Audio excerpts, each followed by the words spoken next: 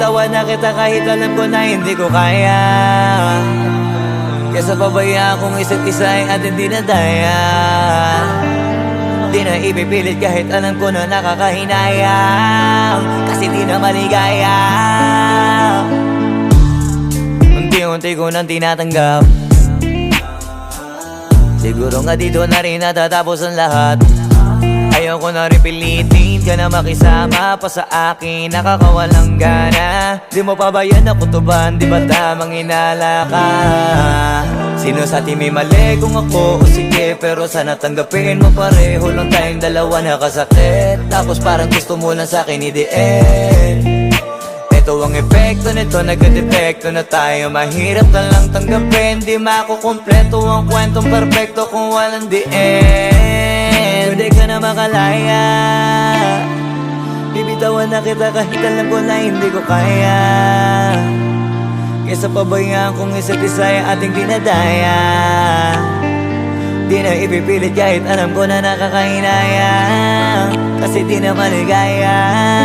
Pwede ka na makalaya. Bibitawan na kita kahit alam ko na hindi ko kaya. Kesa pabayaan kung isa't isa ay ating dinadaya. Di na ipipilit kahit alam ko na nakakahinaya, kasi di na maligaya. Shucks, unti-unti ko nang tinatanggap. Na ganun lang nawasak ka lahat. Di ko na pangatawanan na hindi kita iiwan. Kaso lang hindi na kita kayang samahan pa dyan sa kadiliman.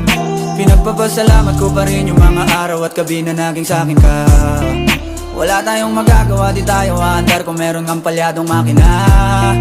Kaysa naman lokohin ko sarili kong ayusin ang mga bagay na sira na. Paano pa tayo gagana, parehas na tayong hindi na maligaya. Huwag mo ngang isisi sa'kin ang lahat kung bakit ba sa atin ay nangyari to. Hindi ko kasalanan na hindi ko nakayanan ang pagbago ng ugali mo.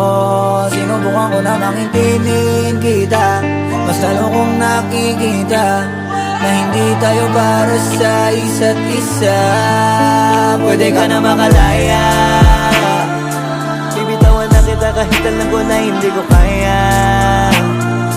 Kesa pabayaan kung isa't isa ay ating dinadaya.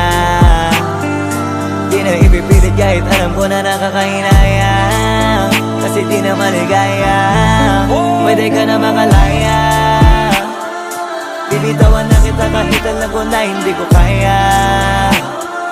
Kesa pabayaan kung isa't isa ay ating dinadaya.